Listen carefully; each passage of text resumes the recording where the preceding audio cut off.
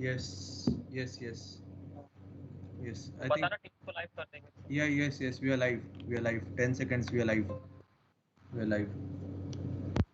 We are up and running. I am pinning Vijay's screen. Done. Vijay is on pin. Vijay, your screen is on pin. Okay. Ah, I think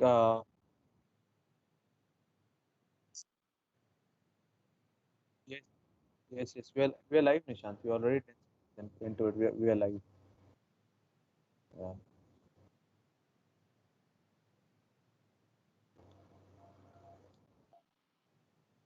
Okay.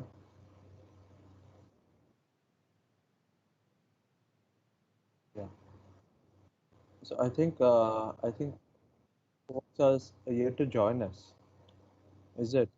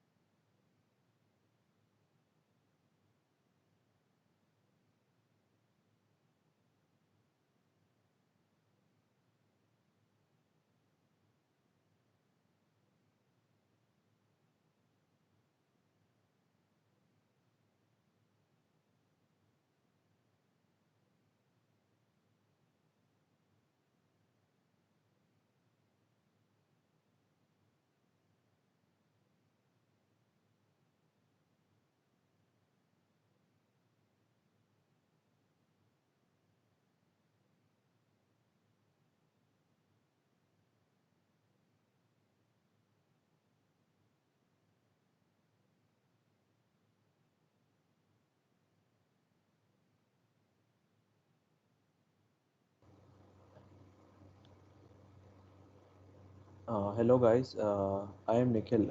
Am I audible on YouTube? Uh, to the folks listening, am I audible on YouTube? If I am audible, can you please comment a yes?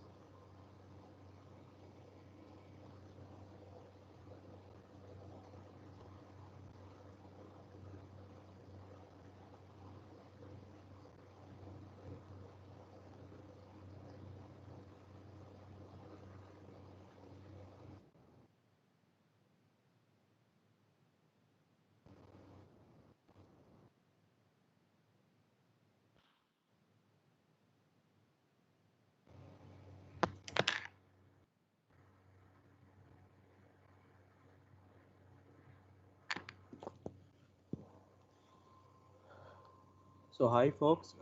Good evening everyone. Uh, I'm Nikhil Shah from GDG Bangalore, and I want to welcome you all for our live stream session. We hope you all are doing well and you all are keeping safe with you and your family and your loved ones. So, without further ado, I would like to give a brief introduction about today's session and the speaker. So, today's workshop is building games for Google Assistant using interactive canvas. And the speaker for today's session is Vijay Nandwani. Vijay is the founder of Espresso Labs, and his company and Vijay himself, they have been building voice applications on Google Assistant for more than 2.5 years now. Vijay has also been part of the GSoC. He successfully completed the GSoC while he was in college and has been the president of DSC and ACM SNU.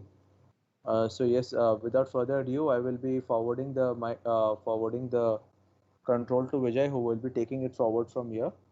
So yes, if you have any questions or anything in mind, please do comment on the comment section, and do let us know. We will get back to your question with an answer.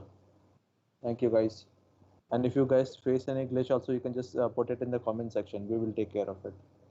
Thank you. Over to Vijay now for the next session.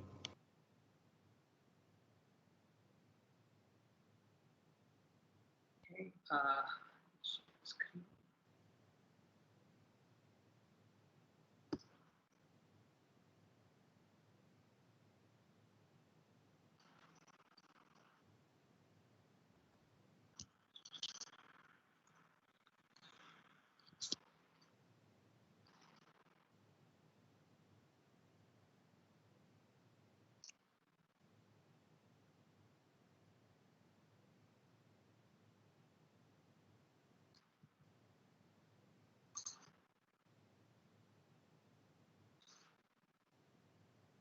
Hello all. Thanks for joining today's session. Today we'll be starting. Is the screen and audio visible? Is everything okay?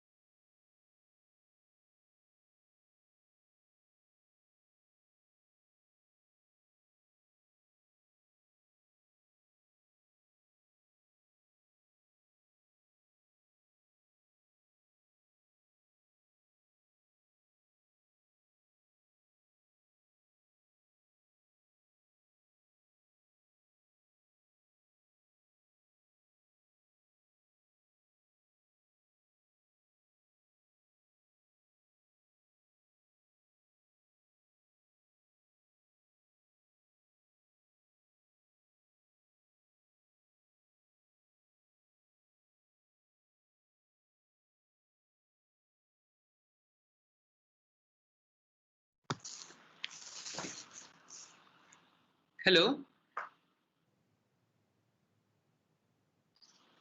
I think it's fixed now. Uh, okay. Cool. All right. Extremely sorry, guys. Extremely sorry for this 20 minutes delay that you had to wait. There was some glitch at the end moment. We don't know why.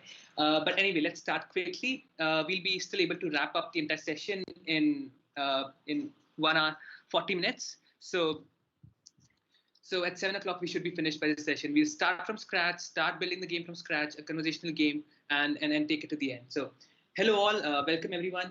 Thank you for joining the session today. And so today we'll be building the action from Google Assistant from scratch. We'll start by building a conversational action that will work by voice or text on devices such as phones, Google Home, Nest Hub, etc. In the second half, we'll be adding visual elements to our application using interactive canvas. That will make the experience even better. So let's start. Uh, a brief introduction about me. I'm Vijay Nandwani. I'm founder and CEO of Espresso Labs. Me and my team have been professionally developing voice assistant applications for enterprises such as hotels, hospitals, offices for more than almost 2.5 years now. I have been involved in developer communities in India since my college days. I was the Developer Student Club lead for my university in 2017, 2018. I'm also passionate about open source and have successfully completed programs such as Google Summer of Code and Google Code. You can reach out to me on Twitter if you have any questions, you want to discuss something. My Twitter handle is @_Vijay or my email address that's visible on the screen. So how did I start? How did I start this journey?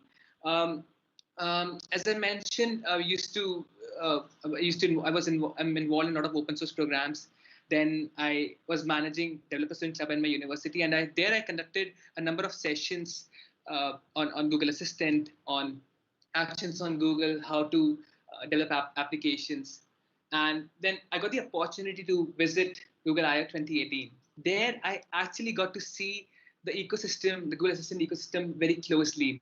I realized how big the ecosystem is and how much big companies are investing in this system and how big the potential is in future. We are still at this beginning stage of it, and every year at I/O they are releasing something new for the community, and there's so much that we can do.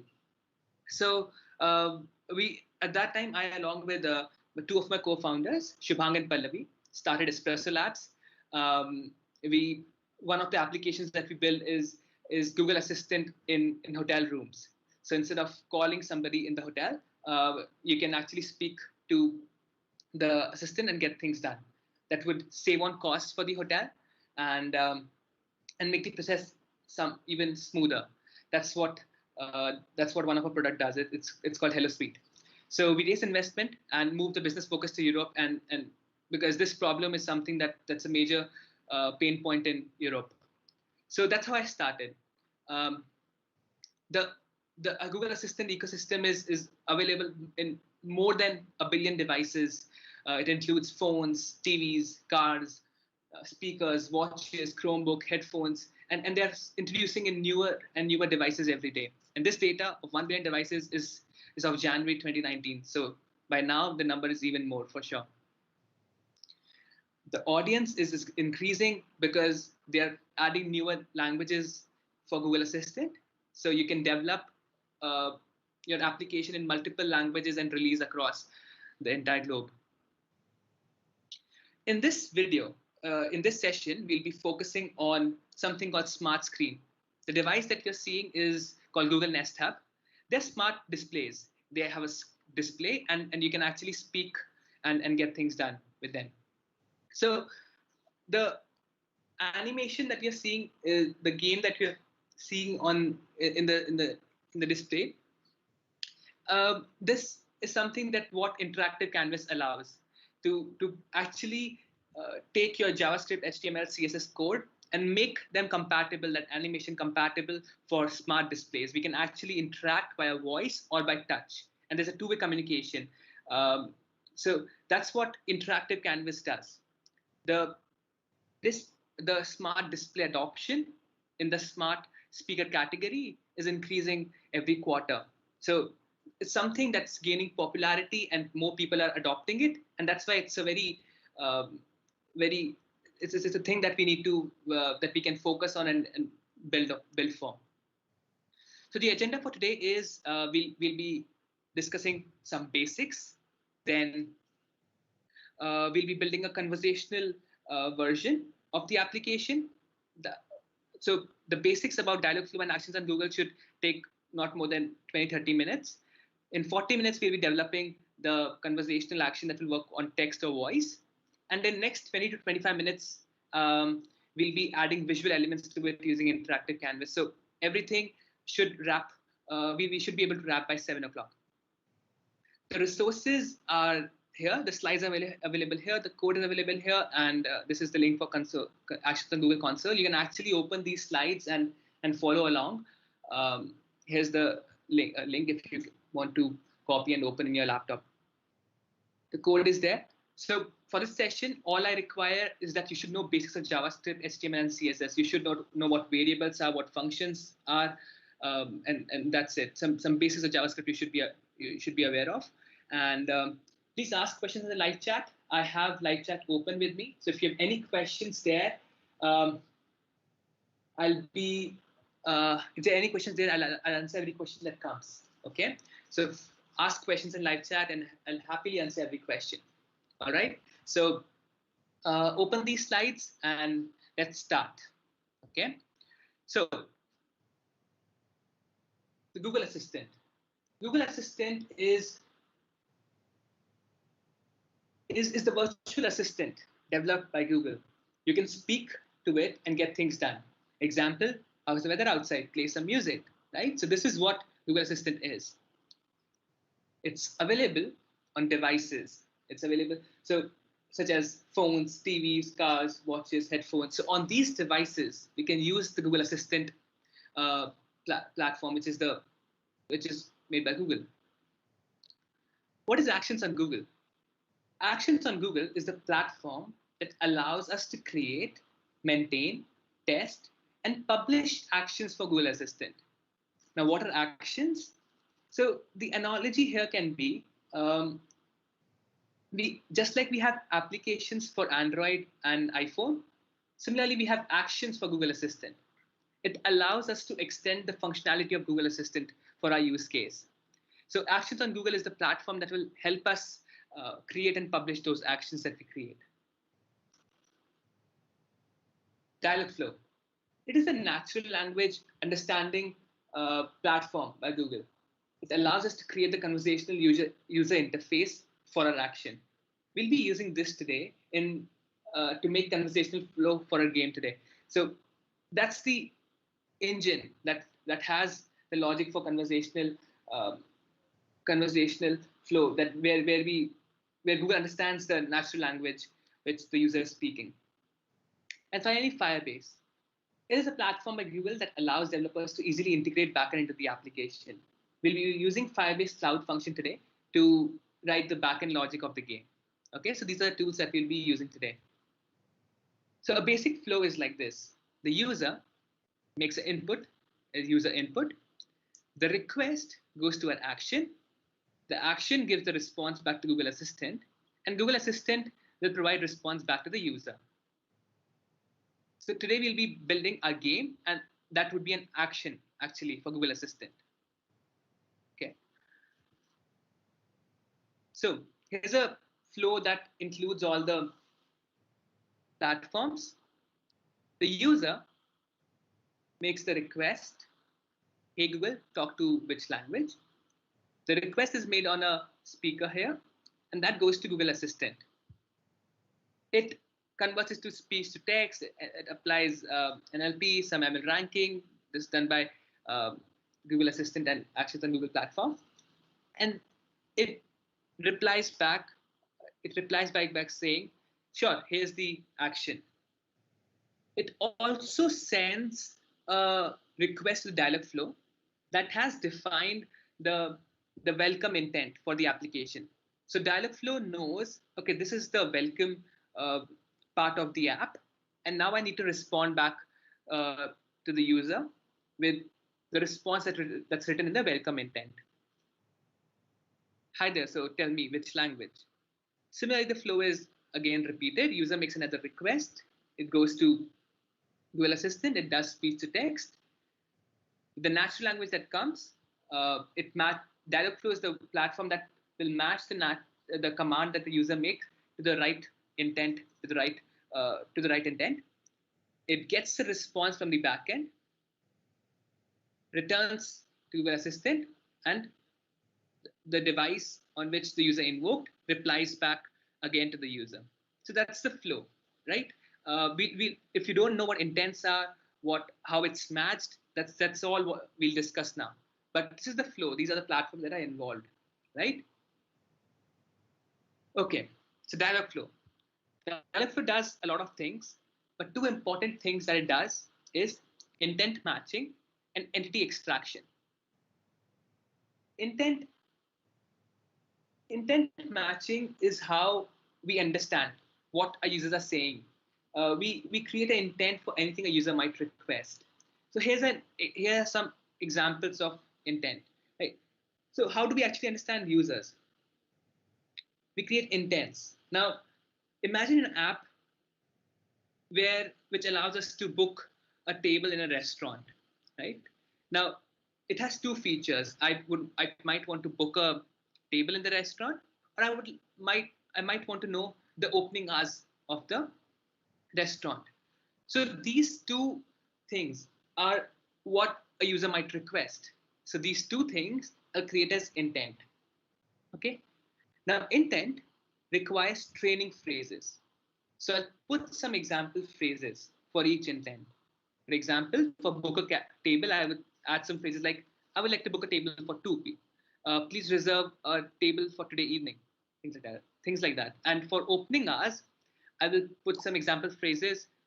What time do you close? How late are you open? Things like that.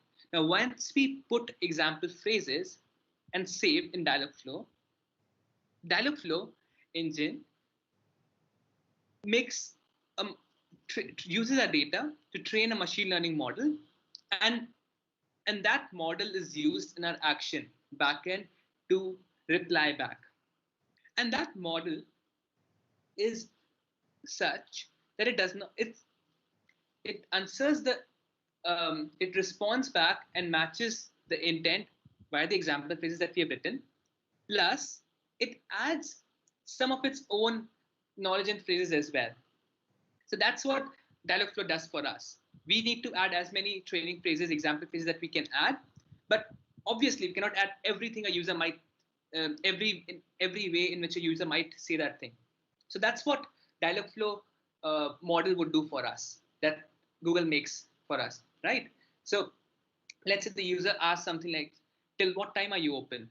Now, this is something that we did not add in our example phrase, but Dialogflow is smart enough to match this to opening hours intent and reply back what you've written in opening hours. Okay, I hope this is clear. This is very crucial to what we'll be doing today. This is how we design a conversational flow. We'll create intents, and that's how they work. I'll explain entity as well, and then we'll take small like then I'll take some questions if you have any questions around intents or entities, and I'll explain them. Right. So when user says this, it is matched with the opening as intent. Now, what are the entities? Entities are keywords that are important to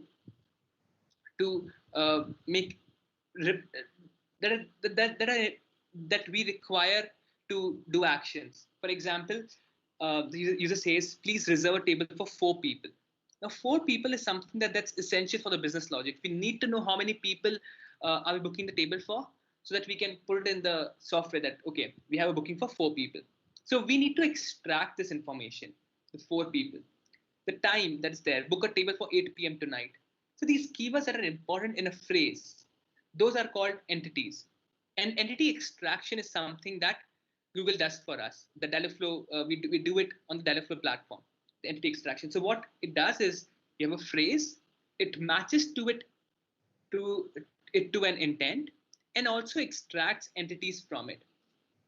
So for example, let's say booking a table has two steps. The user says, I would like to book the table. We say, sure, for how many people? And we ask for what time, right? Now, if the user says, book a table for 8 p.m. tonight, now we already know what time is the user wants to book the table for. So now we'll only ask for how many people. And we won't ask the time because we already had the time. We already extracted that entity from the phrase that the user made. So this is what entities are and intents are. And these are the basics of Dialogflow and how we actually create conversational agents. This is how the Dialogflow platform looks like. What you see here, recipe recommendation, that's the name of the intent. All the phrases that you see, these phrases are training phrases that help Dialogflow make the model depending on if they should match that phrase to this intent or not.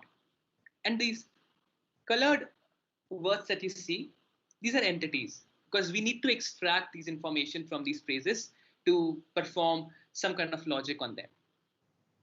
Okay, you just say something, goes to Google Assistant, it Dialogflow gets that request, it extracts the entities for us. Now, using those entities, it makes a backend request, some API request, does some processing, and gives a response back to the user. Now, this is the flow, intents and entities. These are the two important things. And let's wait for a while. Let's take a small break. If you have any questions on entities or intents, please ask them in the chat. Let's ask them.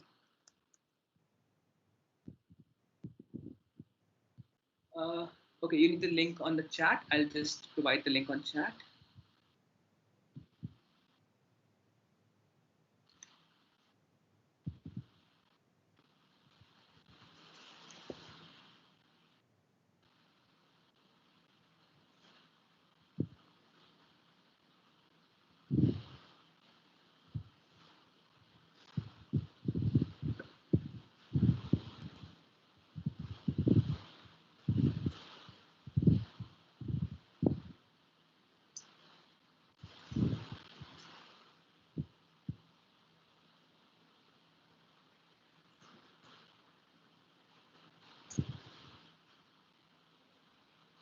Any questions you have around intents, entities? These are very important.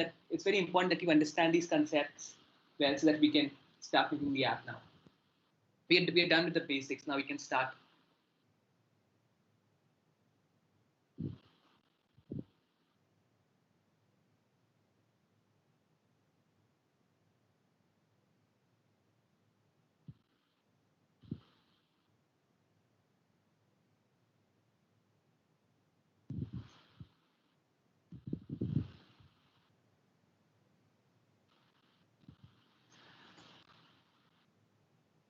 All right. If there are any questions, just put them on the chat. Let's start. Okay.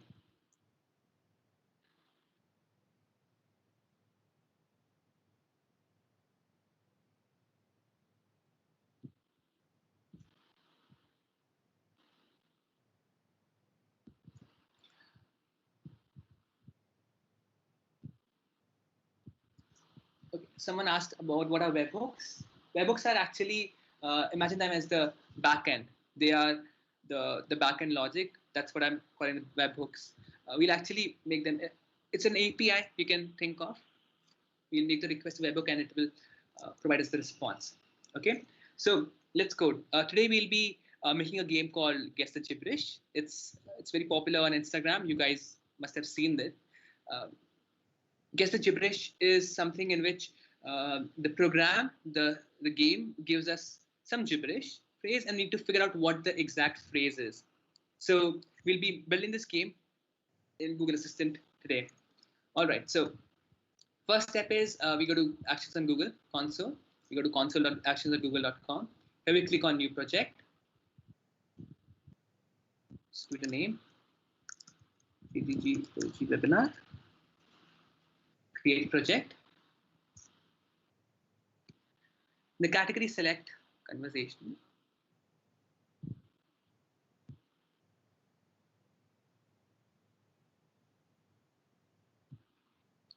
It's making the project for us.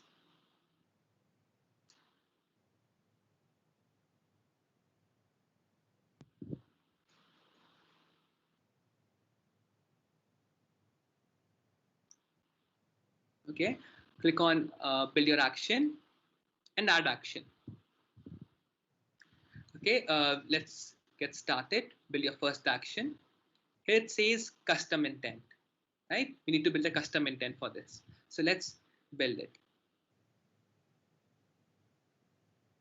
Okay, now just uh, see, this is something to note. We were on console.actions.google.com. Now, when we clicked on that we want to create an intent, we came to the Dialogflow platform. I just signed in with Google.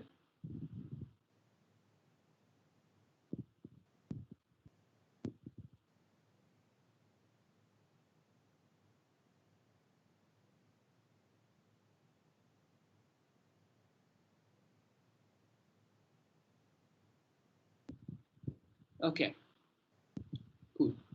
So just dismiss. We have the name of the agent, the Dialogflow agent, GDG AOG webinar. I just created. Okay. Now we have the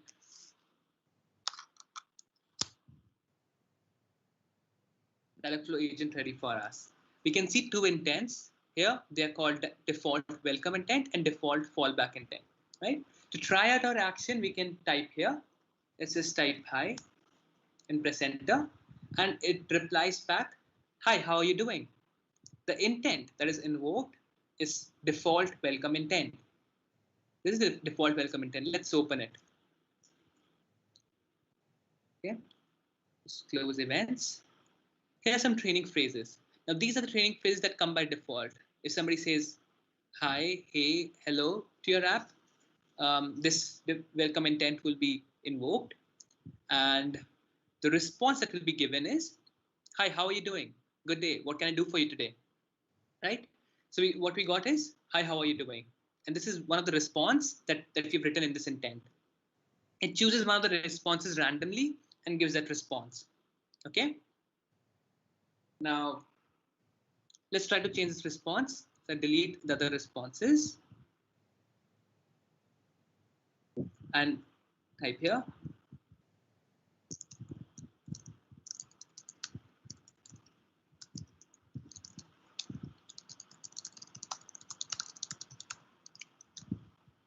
So written, hello, welcome to our game. Should we start the quiz? Okay, let's save it.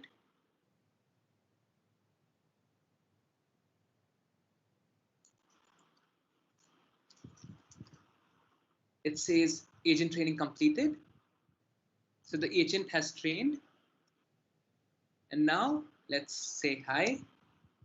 And say hello, welcome to our game. Should we start the quiz? Right? We got the response from Dialogflow. So we can change the response here. Right? Now let's take the conversation forward. If somebody says yes, what do we do? So we go to intents, click on create intent,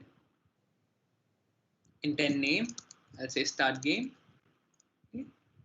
Add training phrases, I'll add some training phrases. Yes, sure. Start game. Yes, please. Sure. Right. So I've added just some training phrases that will invoke this intent. If somebody says yes, it should invoke this intent. And response, I'll add the response as sure, starting the game. And let's save it. Okay. It says intent saved. Agent training started, agent training completed. Right, now we can test the app. Hi, welcome to our game. Should we start the quiz? Yes. It says sure, starting the quiz. So now the intent that's invoked is start game. See, that's how it matches the intents and gives the response back. Okay. So it's the basic intent.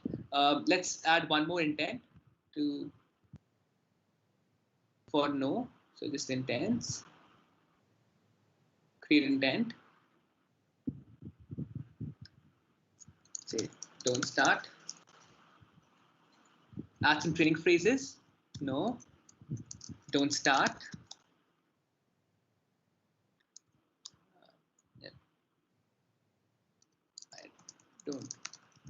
I don't want to play. I just add some training phrases that will handle no as a response. Okay, and response, then sure, we'll play some other time. Have a good day, right? And when we ask, do you want to play the game, and user says no, then we say this thing, sure, we'll play some other time, have a good day, and end this conversation. So let's just say, set this intent as end of conversation. Okay, save. Let's see what we have. Say, let's just wait a few seconds for. Okay, agent training completed. Yeah. Hi, welcome to the game. Should we start the quiz? Yes. Sure, starting the game. Okay. If I again say hi, this time I say no. Sure, we play some other time. Have a good day. Right? And the intent is don't start. And this will also end the conversation and quit the action. Okay. Now, that's a very basic conversational flow that we have made, and we'll be improving over this. One more thing that's important here is context. Now, yes is a very generic statement that a user might say during any time of a conversation. Like, let's say we have a long conversation going on with our action. Now, yes can be an answer to a lot of other questions. So we need to say that this yes that we have added, this start game intent that we have added, that should be only invoked after the welcome intent, right? So this is something that we do with context. I'll explain again. We go to intents, right? The default welcome intent. Now when the context, when the user moves ahead of this context, when the user says yes or no and moves to the next intent, that means they're leaving this intent. When they're leaving the intent, we'll add an output context. So let's call that output context as welcome. Okay, welcome, and we save it, right? In the intents, now if I go to start game in context, I can check this, that the input context is welcome, and what the output context should be when the user will move ahead after this intent. Let's say they would say something else, so they'll go to the next intent. So what should the output context be? So here we can see a number, it says 5. This number is actually the lifespan. Lifespan is in minutes. For how many minutes should this context be active? You know, the conversational flow, the conversational UI is something like it depends on time, right? For how long are we speaking? So for how long should this context be active? We don't want this to be active. We just want to we just need this context for this intent. So we just type 0 here. So this will delete the context when the user will move ahead of this intent. So we save it, right? And we go back to again to intents and don't start. Here also we check the context and output context. We are anyway ending the conversation here, so output context can be 0. Okay, so save this. Right? In this, what we have done right now, we have made intents and we have used something called context. Right? I'll just try out the app and then I'll take any question you might have around context or intents. So we say hi. It says hello, welcome to a game. Should we start the quiz? I say yes. Sure, starting the game, right? And now if I say hi, should we start the quiz? I say no. it still works, right? So we are able to add context. Is something that we have learned, and now we'll be making our game.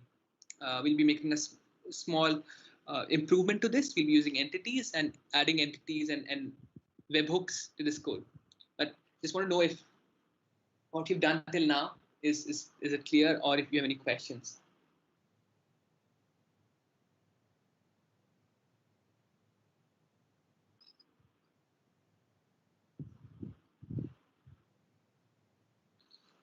Okay. I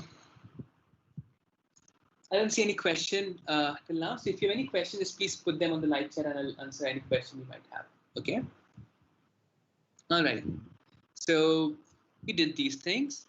We added context. We made a start game and we made the lifespan 0 for the context. We did that. And for don't start also we added context. So this is done, right? It's a very basic, simple app in which we used intents and context. Any question, please put them in the live chat.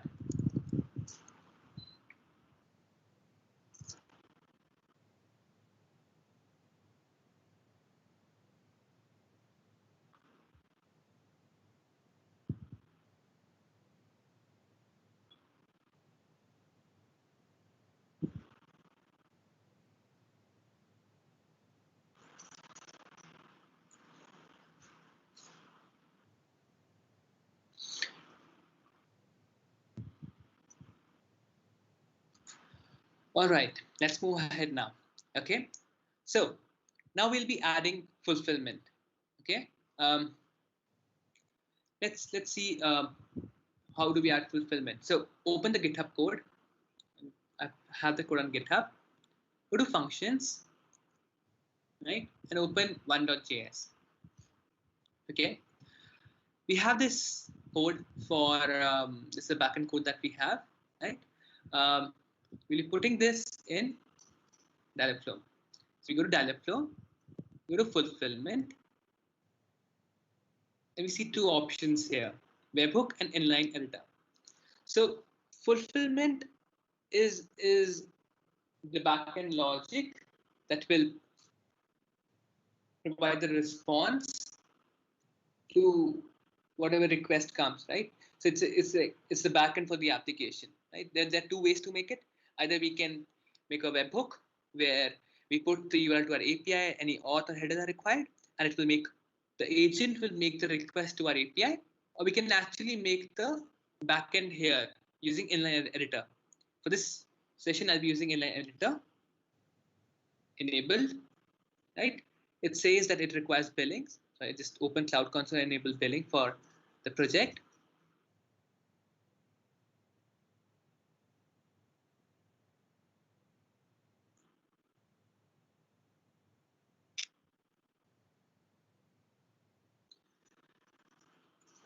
As soon as I enable billing for the project, I should be able to. You can okay, yeah, you can sign up on Cloud Console. You can put the credit card details there, and it will give you a few credits to start with. That's what I'm using, free credits that Google gave me.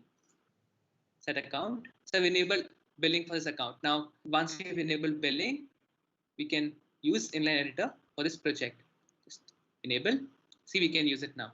So what I'll be doing is copying the code and pasting here on Dialogflow inline editor. Okay, copy the code. I'll just comment some code that we don't need right now. I'll explain everything. Just a few minutes. Okay, right. Let's just deploy it. Right. Now let's understand the code that we have here. Zoom it so that you can see it clearly. Okay. We import Dialogflow and HTML response from the Actions on Google package. Simple.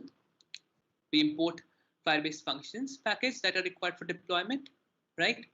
And we instantiate the Dialogflow client. So we just say const app is equal to Dialogflow, and we pass debug is true because we are developing the app. Okay. Now, very simple. We import few things from Actions on Google and Firebase functions package. Now the next part is this one. It says app.intent, right? Here we mentioned the name of the intent, default welcome intent. Where do we find this name? Dialogflow. Let's open Dialogflow in. It's still deploying, so let's open it here.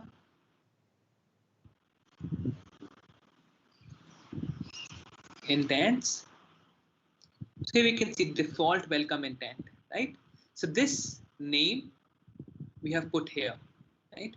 So when the app gets default welcome intent, the response should be welcome to the quiz app.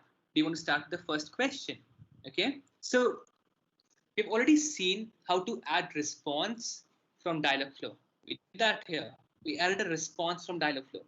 What we're doing right now is adding that response from the back end. We are actually providing the response from the back end, the cloud function that we are deploying. Why is it essential? Because, imagine a user opens the app, right? And you have to greet the user by saying the name also. Hi Vijay, welcome to the app. Now, this requires backend logic. We have to extract the name and put the name in the statement. That's why we need backend. And that's what I'm doing here. We are using backend for that. Okay. We've already pasted the code here in Land Editor. I've deployed it also. How do I enable it? How do we tell Dialogflow to not give this response, but the response from the backend? In every intent, there's something called fulfillment at the bottom. You go to fulfillment and turn on enable webhook call for this intent. So now, instead of giving the default response that it has, it will use the webhook backend to give the response. Okay, let's just save it. So you can see that here in responses, we have this response, and the backend, we have this response. Welcome to the quiz app. Do you want to start the first question? Right? So agent training completed. Let's test it. We say hi. We actually get the response. Welcome to the quiz app. Do you want to start with the first question? And notice that this is not the response that we provided here, but from the backend. Right? So this intent is now getting the response from the fulfillment code that we have written. Okay. And I do it similarly for a few other intents. I'll explain them. And in the end, I just set the Dialogflow object to handle the HTTPS post request. That's what I do. Okay. Now, we have it, the inline editor. Now let's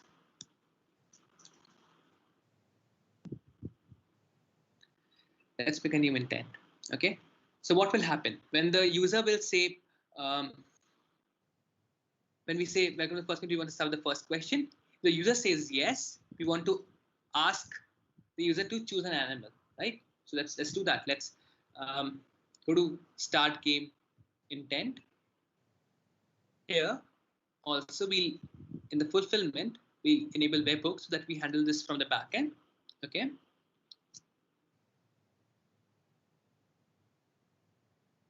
Right. This will ask the user the question.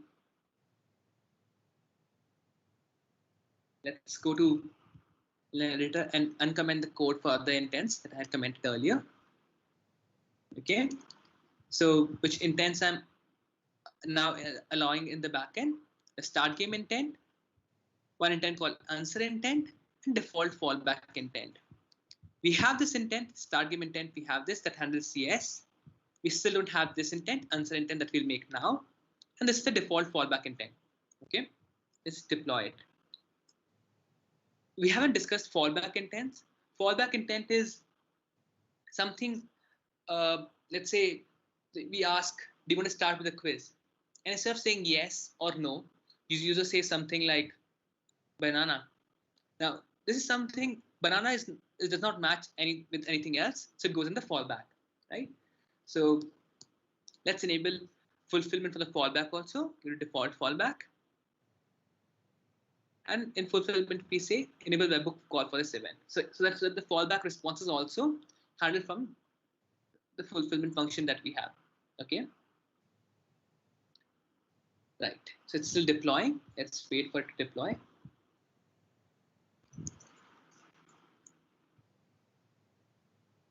So what we are doing here is this very, very simple app that will help you understand what entities are. We say, welcome to the quiz app. Do you want to start the first question? When they say yes, we ask them to choose an animal, right? And they can say dog, cat, tiger. They can take name of some animal. And if the animal name is dog, we'll tell them right answer, or we'll just tell them wrong answer. Very, very simple app, right? Uh, as soon as this is done, you have actually seen how intense context and entities work. We just need to modify it a little bit to make our game then. Okay, so answer intent. We need to make this intent. Before that, let's make the entity, or just test first how the app is running right now. So we say hi. Welcome to the quiz app. You want to start the first question. I say yes. To choose an animal, right? So it's using backend to provide us answers. It's working fine. Let's add an entity. Create entity. Let's call it animals. Right? Click here to edit entry. So let's add the first item in the entity. Call it dog. Dogs. Cat. Cats. Let's say put some name like tiger. Tigers. Right? And elephant. Okay. Now, what are we doing here? Well, what I did was I added a few entities here. Dog, cat, tiger, elephant. These are the entities. What the words written here, they're synonyms, right? So you can also add some a word or an item might be called in multiple ways. There might be other ways to say that. There might be some synonyms. So we can add all the synonyms here, and all those synonyms would be matched by the same entity, right? Makes sense. So if somebody says dogs also, that will also mean the dog entity that we are talking about. So you can add synonyms here. I hope this is clear, it's simple. The entities, we can add entities and some synonyms for that entity. Let's save it, right? Now let's actually create the intent for answer. Create intent. Let's call it answer intent. Okay. In training phrases, let's add some phrases like I like dogs. Okay. As you see, as soon as we added the training phrase I like dogs, it matched dogs with the animals entity that we have added just now, right? So Dialogflow is smart enough to identify entities also from our training phrases, right? So I say I like dogs, something like cats are cute, right? Even cats is also picked as the entity. It knows what that the cats and dogs belong to the animals entity that we have just made, right? So answer intent is this, right? And we enable backend code for this. Enable webhook call for this intent. Okay, let's save it and test it once.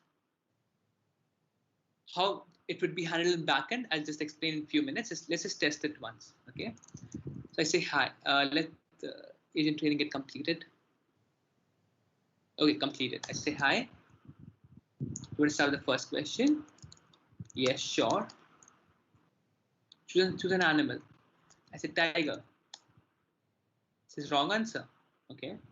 I say dogs are the best, right? Say right answer. You see, it in the animals parameter, it got the value as dog. It matched dogs in this phrase with the entity of dogs that we have defined in animals. Okay. And what's the backend code for that? You can see it here. App.intent, answer intent. This is the name of the intent that we are that will handle the answer. We made the answer intent here. Answer intent, right? Answer intent, con, and animals. Animals is the parameter that this intent is getting. Now, where do we define animals? Is here. You see, in actions and parameters, it says parameter name as animals. And animals is a parameter name for entity animals that we made, right? So what we have written here, animals, this word animals is for the parameter value for parameter name written here. If I change the parameter name to animal, then this will have to be changed to animal because that's what the parameter name is defined for this intent. Okay, let's keep it animals for now. So we get the parameter animals, and if animals is dog, we say right answer, otherwise we say wrong answer, right? And this is the default fallback intent. So a very basic code, very basic app that uses intents, entities, and context is complete. We have it ready for us, and now we just need to modify it a little bit to make the guess there's a gibberish game, right? Any questions you have? Um, let's just take any questions you have, otherwise we can move ahead.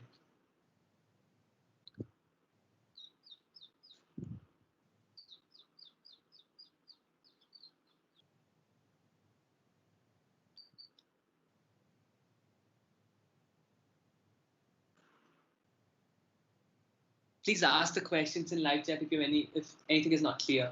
I'll be more than happy to answer and explain again.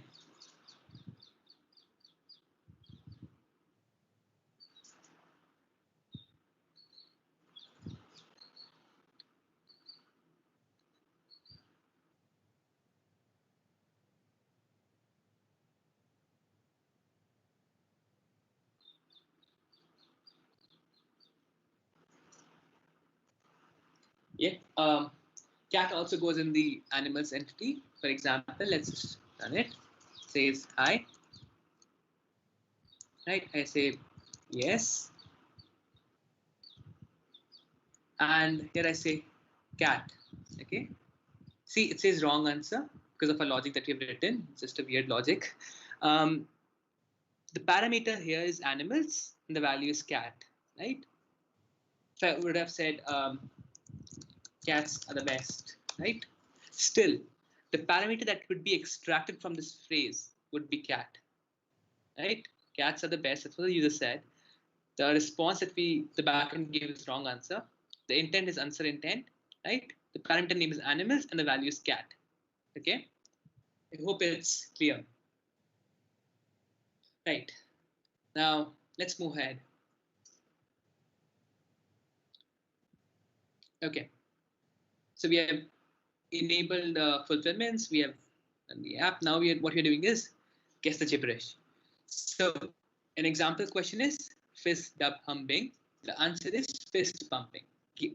User of the app have to guess what this gibberish means and what's the right phrase. That's what we're building. Okay, let's do it. I reset it.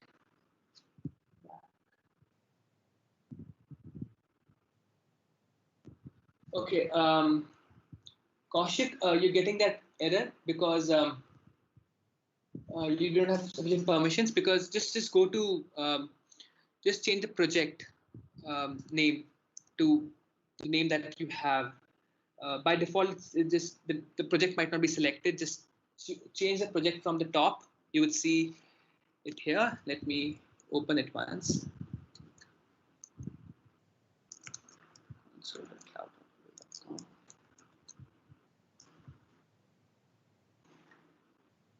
Here you can on the top you can see the name of the project. So you should be able to change it there. Here you'll see it on the top. Okay, just change the name of the project, and by default it must have chosen some other wrong project.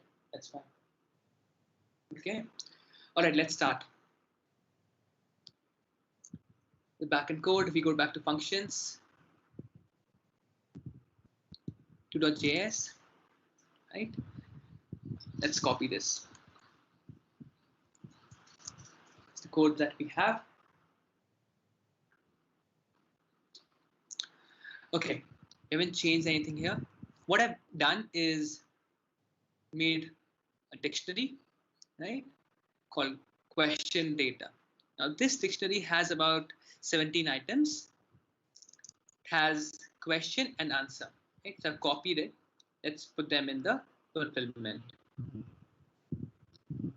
Top. I'll just paste it here. Right. These are the question, the gibberish that will come, and the answer. That's the right phrase to the gibberish. Okay. I have hard coded them in the code. You can use Firebase database or make an API request to get this data. I'm just hard coding the questions here. Okay. You make a function, right? function ask question, right? Let's just paste the random number and this one in the intent. Sorry, in the fulfillment. Just paste it here. Okay. Now what this function does, ask question, says let q number is equal to random number from 1 to 17. Random number is defined here. It just gives one random number between 1 and 17. You put the random number in q number, we change it to int, and we store that question number in the user storage. Now, this is very important. This is com.data.q number. This data is the user storage, and this data is transferred, is persisted between intents. So when we go to the answer intent, we still have the data, this q number, as the question number saved. Right? That's what we're doing. We are using user storage to save the question number. And from the question data, the dictionary that we have, we put the random question number and dot question that will give us, let's say random number is 17, right? This question data 17 dot question will give us this, okay? And we just pass it in convert ask. So convert ask, what it does, it sends it back to the user. So when ask question is called, it will choose any random question from this, store that question number in user storage, and send that question to the user. Okay, makes sense? The default welcome intent is still the same, and in start game, instead of like ask sending convert ask here, we just call the ask question method. Okay, so I'll change it here in the start game. We just paste ask question. Okay, and in answer or intent, now we don't have animals, right? We have, and we now we need to get the answer, not as cats or dogs, but we need to get answer to our questions, right? So that's what we'll do. We'll, instead of animals, we'll take answers, and then we'll do some manipulation. I'll explain them. Okay, so let's make the answers intent first with the right entity. The current entity is animals. That won't work for our game, right? So go to Dialogflow. Let's go to intents. Okay, answer intent. Let's just delete this intent. We'll create again. Delete intent. Yes, delete it. Okay.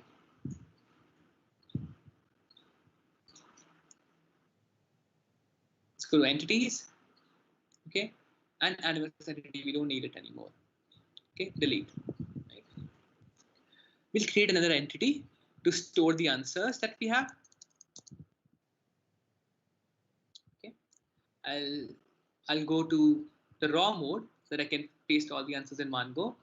Just go to the repo, go to AFG webinar, and the answer entity. So answers entity, this is a CSV file. Just that we are pasting here. Okay, let's switch to data mode, and now we can see we have all the answers. These are not the questions; these are the answers, right? Chicken Super Soul, Uber driver. We've put some answers in the entity, right? And I'll make the intents. The new intent is called answer intent.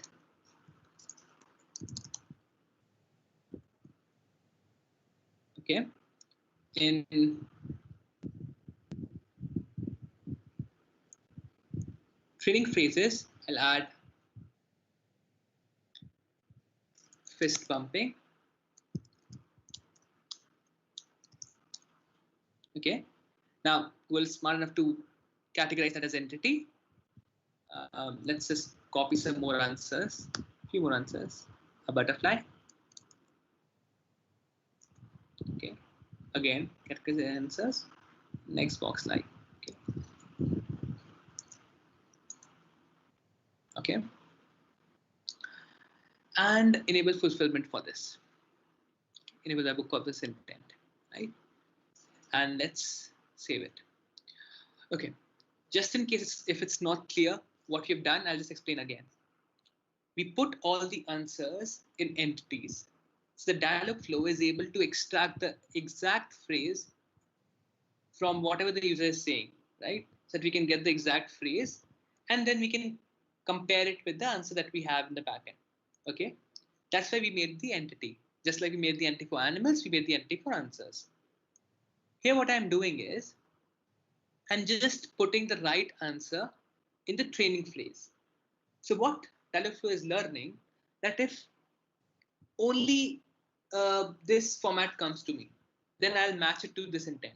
Now, what's that format? The format is entity, answers entity. That's it.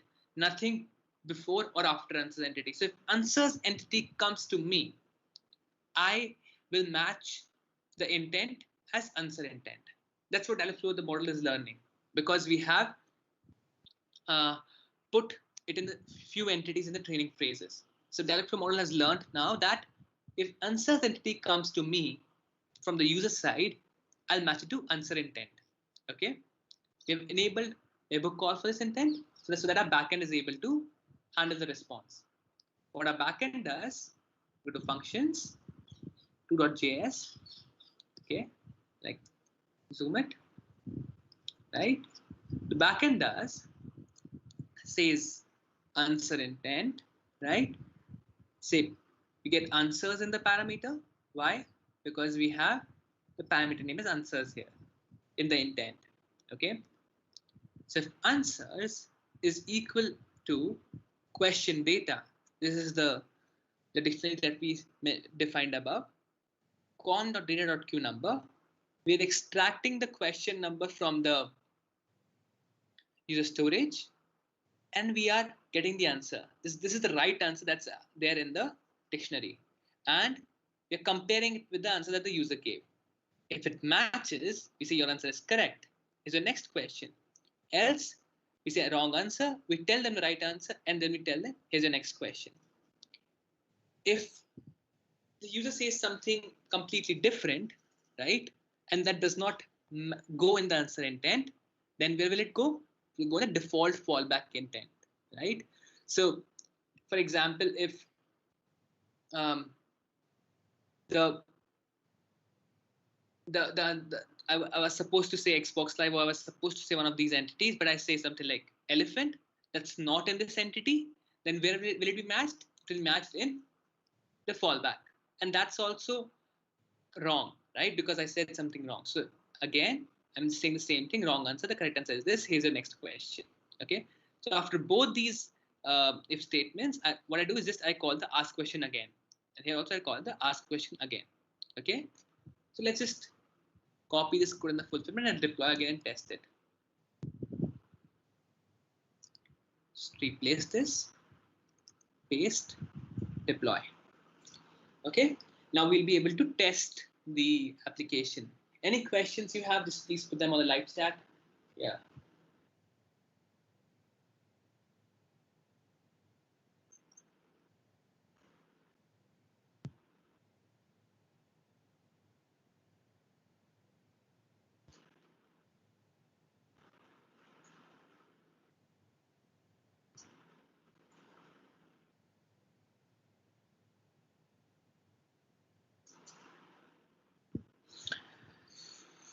Okay, so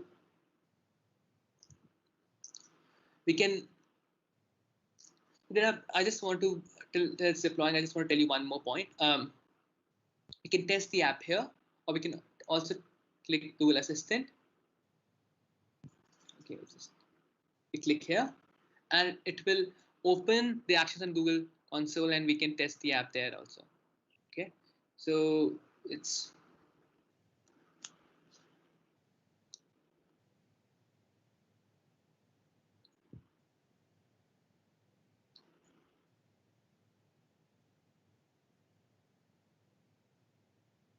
right.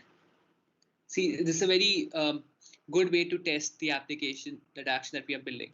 We can choose a surface, we can choose the language, we can choose the location, right? So it's another way that will be. This is the platform that we'll be using to test our visual game, right? Right now we can test here only. Simpler. Just say hi. Says welcome to the quiz app. Do you want to start the first question? I say yes. Now let's see, it gave me a random question. Okay, Drew egg or MM. So I know the answer for this question. I'll say Drake or Eminem. Okay, I send it. All right, it just says some cannot display here. Okay, let's just check why is it not. Let's just test it here. Let's see if it's able to display.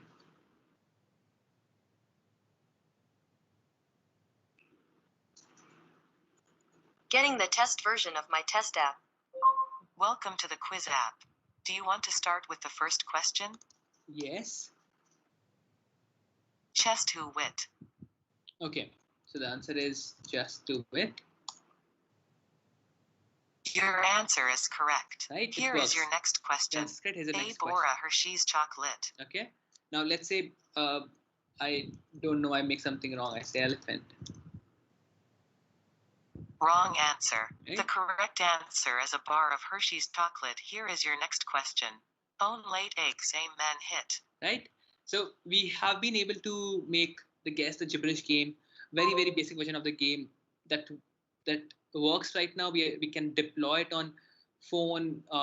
We can run it on the smart speaker right now. Right. So that's it. We have a version ready that works via voice or text. The next part will be adding visual elements using interactive canvas. It's very interesting. That's what we'll be doing next. Okay. Right. So please ask any question, otherwise we move ahead.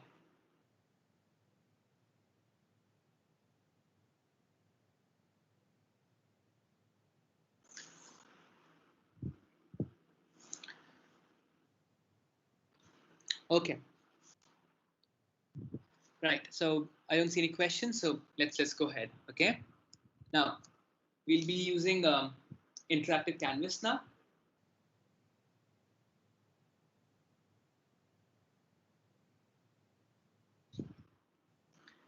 Present. Okay. Now you see, this is a smart display. There are actual animations in this, right? It's also interacting, true or false. You can use it by touch or by voice. The smart display application is built using something called interactive canvas. Now, what is interactive canvas actually? Interactive canvas is the tool that gives us access to the display, along with Google's natural language understanding and speech recognition technology, right? So it allows us to create games and interactive experiences by using JavaScript, HTML, and CSS. And interactive canvas adds the capability of NLU and speech recognition in our app, right? I hope it's clear. So this is what interactive canvas does, right? We'll be using it today to make the Guess the Gibberish game visually that will work on platforms like smart displays. Again, you see, there's another example of how nice can. So the person said 2, and the second icon, green icon, animated because the person said 2, right? So these are the kind of animations and things that you can add with interactive canvas. These are the kind of experiences that you can make using interactive canvas, right? Let's see. Interactive canvas is the API that enables pixel level control in rendering HTML, CSS, and JS. It gives us full screen visuals, animation transitions, video playback, data visualization, custom layouts, and fonts.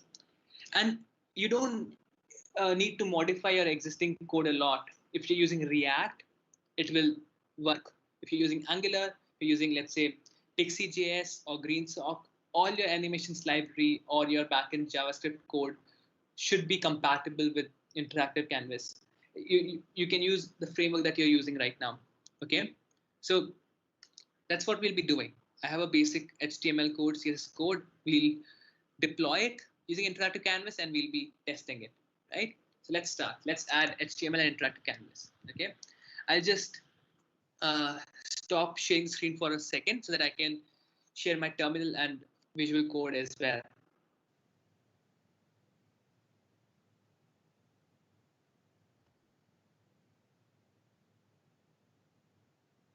All right. So I hope you can see my code. What we'll be using right now is this folder. Reset. AOG webinar. What you have in HTML folder. We'll be using HTML folder. Okay. We'll be starting with one.html. Right. I'll be deploying it. You see it. It's very, very basic HTML app. Right. The head tag, some title, meta tags. Right. It includes a script. Right. And some elements. What is the script?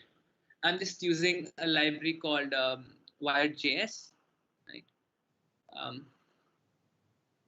Just I picked a very simple library to make the component. So here's the Wired.js library. That's how it looks. I'm using Wired.js, so I've included it in the script tag. And here's the body that will call the elements and display this. Okay, so let's see how the code looks right now.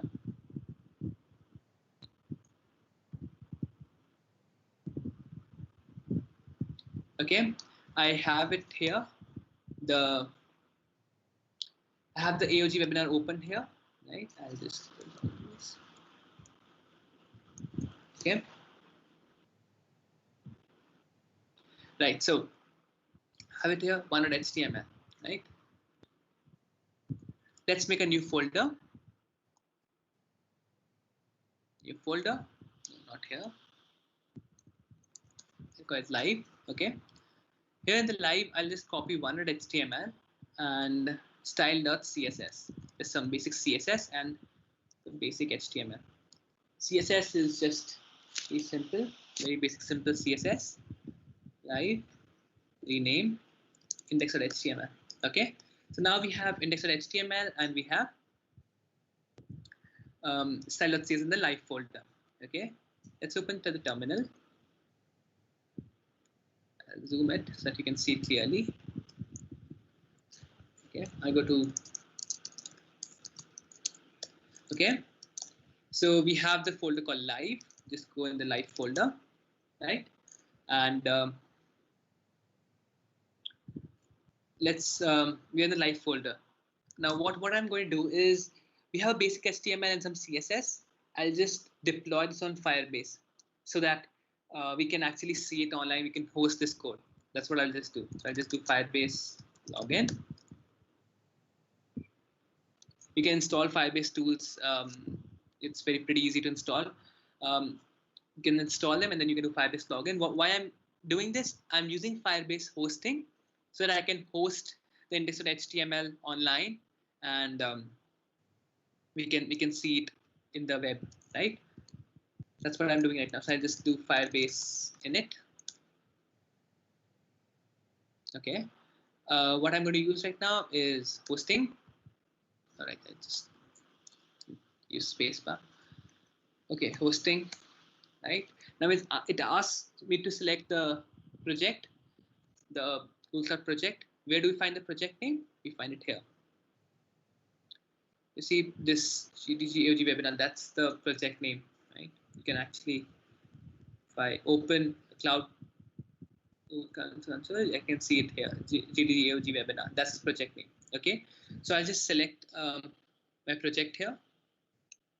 The terminal, I'll just select it. I'm stopping the screen share for a second so that I can select the project and I'll resume it again.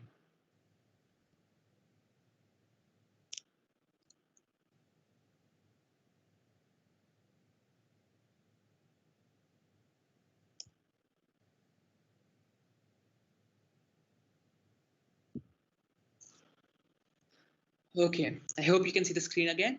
What I did was just selected the project, GDG AOG webinar. That's all I selected, right? It asks public directories in the folder. We don't have it. I just use the current directory that I have. Configure single page app. I just okay, yes. I want to overwrite it. No.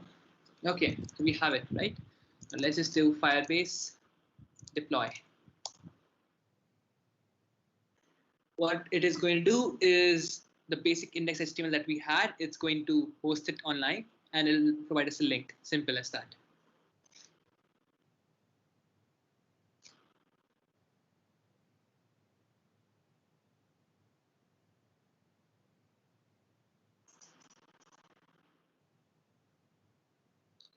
So somebody's saying, can you increase the font size a bit? I have increased it as much.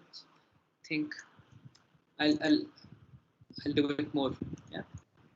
So we have this hosting URL. I'll just copy this URL, okay, and paste here.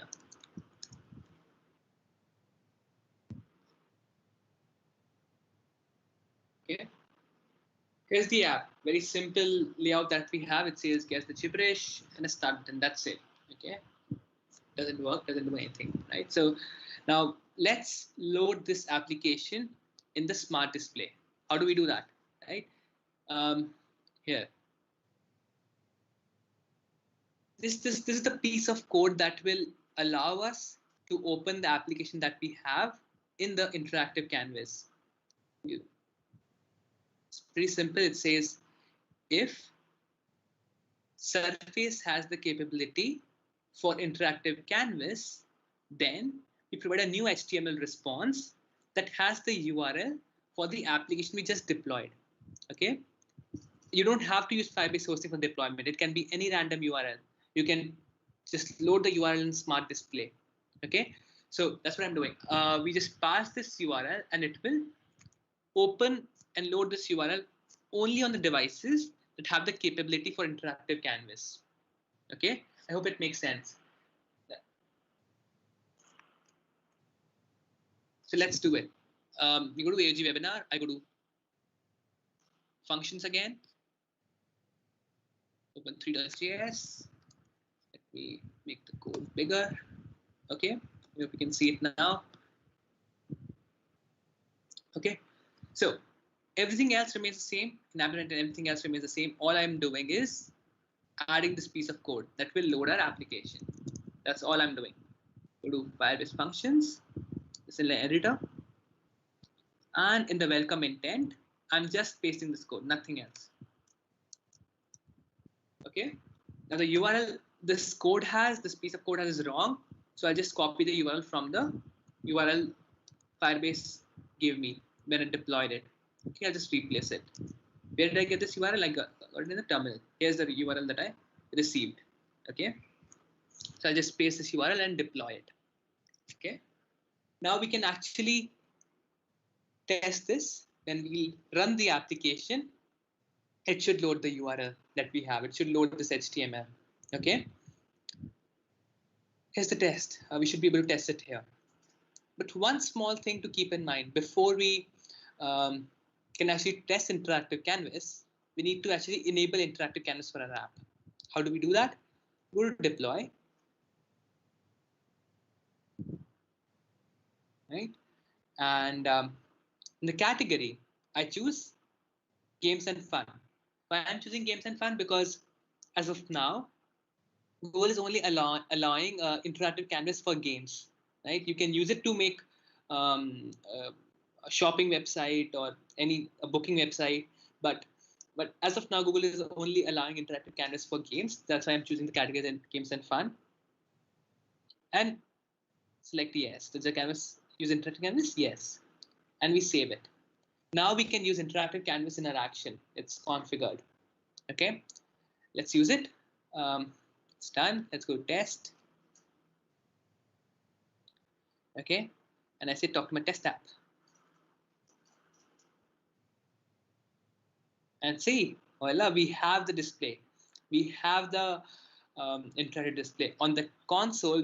On the simulator, we just have the text, but on the display, we have the screen. We can see our website. This URL is being loaded from this web page, right? So we are able to load our getting the test version of my test app. Welcome. So we are able to load our web page in our action. So on smart displays, we have the surface selected as smart displays. On smart displays, we can actually see the website. Okay. Now, Now let's take it a step forward. Now we need to do communication between our action and our website, our web app, right? How does the communication happen, right? The question that is coming, that is being generated, that random question, that is being generated here in a fulfillment code, right? Here's the question, it generates a random question using ask question. So here's the code for that, right? Ask question. This is the function that's generating uh, a random question. But we need to show this question on this website, right? So there's a communication from our action to this website, web app. And then there's also the communication from this web app to our action. For example, when we click on start, it should actually invoke the start game intent that we have here. So it's a two-way communication that we need to build between our action and our web app. That's what interactive canvas will help us to do. Okay, that's what we'll be doing right now. So what I'll do, I'll go to AOG webinar. I'll go to HTML and to our HTML. Okay, here's the slides. Just present slides. Okay, so we did this. We loaded the URL in the smart display. This is done. It works. Right. The next step is to show questions on the web page. That will make the app interactive. Right. You need to show questions on the web page. How do we do that? Very simple code for that. Very simple. We just include the interactive canvas JavaScript library in our HTML code, right? And we add this in the script stack. What we add? We add a callback. The callback has a method that gets the response, and we do something with the response, right? And then we add this callback in. We register this callback in the interactive canvas. Once the interactive canvas is ready, then we add this callback. Okay, let me just explain it to you with the code. It would be better that way. I'll just do the webinar, right? Here's the student HTML code, right? So what I'm doing here is just loading the HTML, script. This is the index of HTML that I had. I'm just pasting this here. You can't see. Okay, here. What I did was, what I'm doing is I've just added this script, interactive canvas.min.js. That's all that I've done. Okay, the script that I've added. Now I need to add the script tag that has the interactive canvas. So I'll go to Google Chrome here. Go to HTML. I'm just copying this, and I go to my index.html. This is the index.html. I'm just pasting script here. Okay. Okay. So in index.html, this is in the live folder that we are deploying. Okay. Index.html, we have the script. What are we doing here? As I said, we have a callback. It has a method called onUpdate, right? That gets the data. It console logs the data. It says if question is in the data, then we do some JavaScript changes. What I'm doing is just showing that data on the website and hiding other things that are not required. So I'm just setting display none to those elements. Very simple. And I'm registering this callback in the interactive canvas when the interactive canvas is ready. That's very basic, right? But what is data? Where does data come from? That's what we'll do now. But this is the code that is going in our index.html. Okay. Let's deploy it. First, I've saved it, so I'll deploy it with the new code. Firebase deploy. Okay. We go to the app. Okay. All right. Let's go to the functions. Let's copy the latest function now. It's 4.js. Let's copy that. Okay. All right. So questions data, we have it. Everything we have. Random number we have. Ask question we have. Right. In ask question, right, we have something called con.ask. We do that. After that, we have this piece of code. Okay, let's just copy and paste this in fulfillment. Now ask question. After we display the question, I'm pasting this code. What is this code? This code is if the surface has capability of interactive canvas, then we send a new HTML response that has data in that, and that contains question, and in the question we pass the random question that we are generating here, right? So we are actually sending this data object, this data JSON to the web app, right? We are sending this HTML response. The interactive canvas JS code that we have included, it will read this data and check if the data has question. If it has question, then it will show the question. Okay, makes sense. So you can see it here. That's what we are doing. We're getting data and on update, and I'm checking if question is in the data, and if it's there, then I'm showing the question. That's it, simple. Right, so we have made this change, right? Let's deploy it. And let's check if, okay, our project is deployed. Let's just see the website also, if it contains a script or not. Let's just reload it once. Okay, it has reloaded body, and see it has a script. Okay, cool. Is it deployed? It's deploying.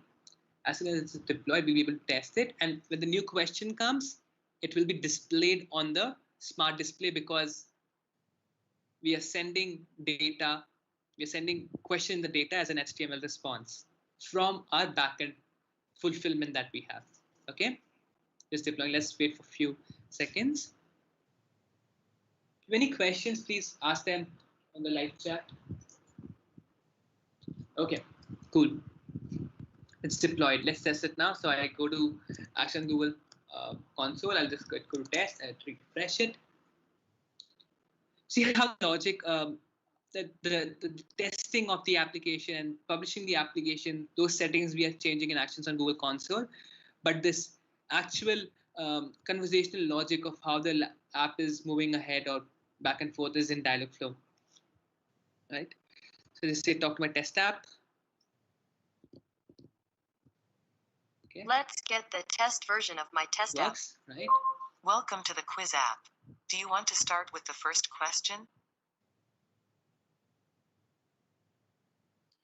I say yes. Who heard right? See, fair. As soon as the question comes here, it sent an HTML response to our application. Our HTML application had something called interactive canvas.js that got updated, and that got that response and is displaying it in the app. It works. The action is able to communicate with our web app. We have been able to set up the communication with just few lines of code. That's all that was required, right? This is the game that we have, and then there's the communication that's there, right? Now this is the communication from the action to the web app. Now we need to do another communication the other way, in which the web app will communicate with the action. For the start button, just need to do a small change there. This is done. We're done with this step. Next step is send data from web app to our action, right? How do we do that? Very, very simple. What I'm doing right now is start button, document.getElement by ID start button. As soon as the button is clicked, I'm adding an event listener. Click start button.add event listener, click. I call this function. What does this function do? It says interactive canvas.send text query. Yes. It actually is sending yes to the action as the text query. Right? So action will do what it's supposed to do when it gets yes. Okay, on this button click. So let's do that. We go to our code. So now we go to open3.html. Okay, zoom it so you guys can see it. Okay, so in the script we have added this thing. Let's start button equals to document.getElement by start button. Start button dot add event listener click interactive canvas dot send text query. Yes, that's the simple piece of code. Copy it. I go to index.html. The script. I paste the code. That's all. Okay. I'm commenting console. No, we don't need it. Okay. That's it. I've saved index.html. Let's just deploy it. Firebase deploy.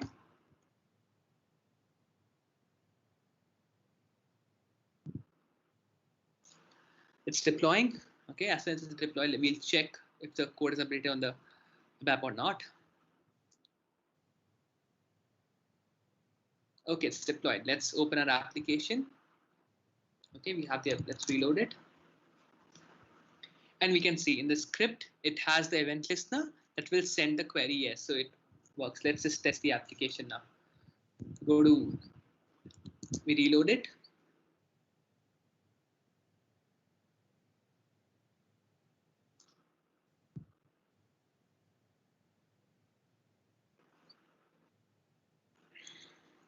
Okay, we're going to talk to my test app.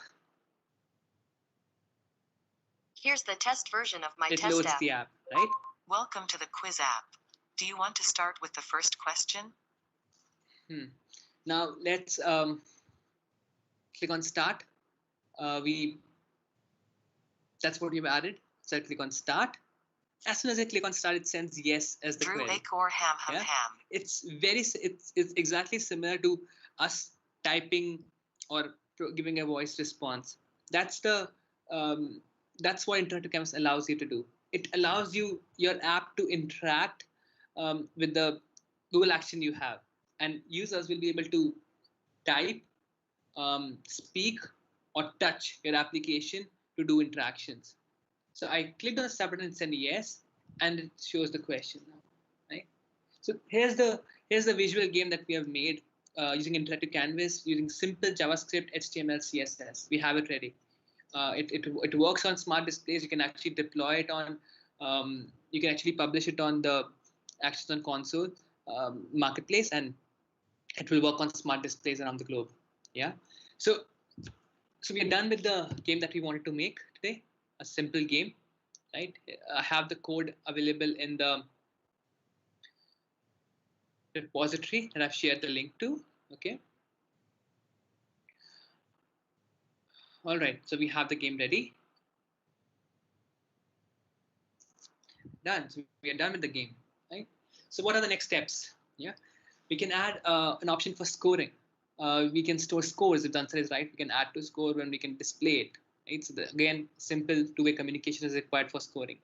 We can add timer, because timer is required because in Guess the Gibberish, user says like when the question comes, user starts speaking some random guesses. We don't want to hear the random guesses and take the random guesses. So we need to add timer that it's a 10-second timer. After that, we'll be able to. After that only we'll take the response. So we need to add timer to that. We need to make characters lowercase. We need to test it if it works. Because example, if I say, let's say a butterfly, and if the text is small or lowercase or uppercase, we need to check if it is matching or not. So these are next steps that you can do. Currently, the assistant is also saying the gibberish. We don't want that to happen, so we need to stop that and ensure that the questions don't repeat. Currently, it just chooses a random number, so there's probability that the question will repeat. So we need to store what questions have been asked so that we don't repeat them again. Okay, so these are the improvements that you can do in this game.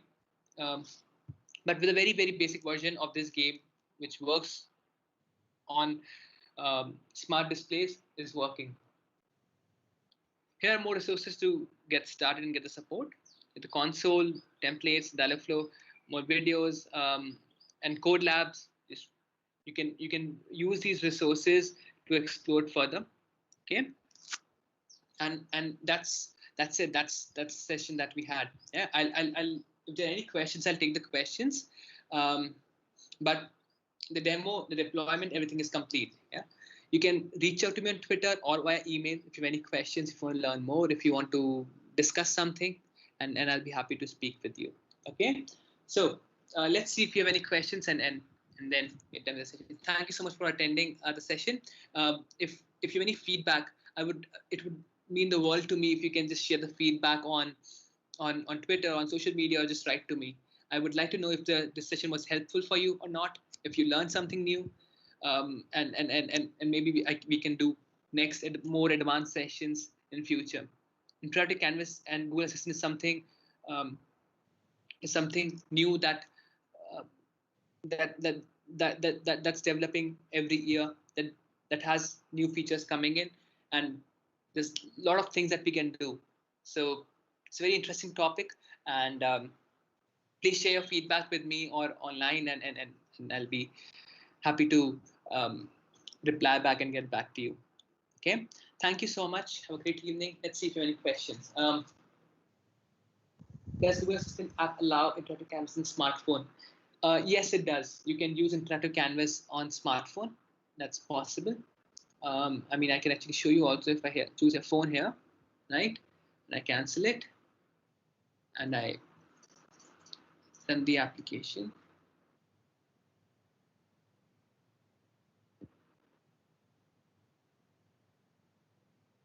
Here's the test version of my test app. The interactive canvas is working on the phone as well. Welcome to the quiz app. We just need to. Do you want to start with the first question? We just need to modify the UI to look it better, but it works on phone. Okay. FizzDub humbing. See, so the same app that we have made for smart displays is working on phone also, and there are millions and millions of people around the globe that have Google Assistant in their phones. I mean, almost more than 1 billion devices have Google Assistant in them, so a lot of phones have them. And if you make something, that's your you have that audience with you. That big of an audience can use their application that you make for Google Assistant. Okay. Any other questions, please put in the live chat, and I'll answer them. It's 6:53, so let's end the session at 6:55 if you don't have any other questions.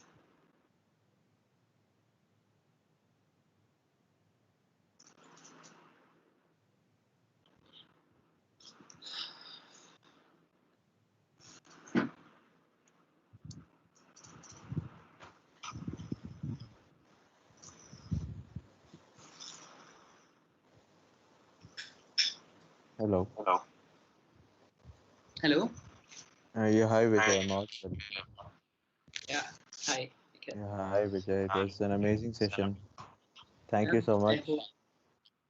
Yeah, thank you so much. I mean, getting to build an entire app from scratch, not knowing anything, and then getting, I mean, an entire session on, how to build something end to end, and without knowing anything prior. It's been amazing. It's been amazing. Thank you so much for taking out your time and just coming here. I know it's been a busy day for you as well, especially on a Sunday, taking out time during the evening and just coming up with this session. It's been amazing. Yeah. I'm glad. I hope it was helpful. I hope people got to learn something new. It's Yes, yes, all of us have some spare time with us right now in the lockdown, so we right, can learn something, we can right, develop something, deploy it, and right, right, right, right. It's always good to to use this time to the best and get to learn something, learn to build something, and more importantly, something hands-on, something that's hands-on. yeah, So agreed. yes, Vijay, thank you, thank yes, Vijay, yes. All right, no, that's it. So agreed. Hands-on is better than just theoretical concepts with I would have just told them. So uh, yeah, thank you everyone for attending the session. Yeah, It yeah, was yeah, great. yeah. Reach out to me if you have any questions, and I'll be happy to answer them. Okay. Yes, yes. Thank you, Vijay. Thank you once again. Thank you so much. Thank you so All right. much. Okay. Bye. Thank you. Bye, bye, bye, bye. Thank you.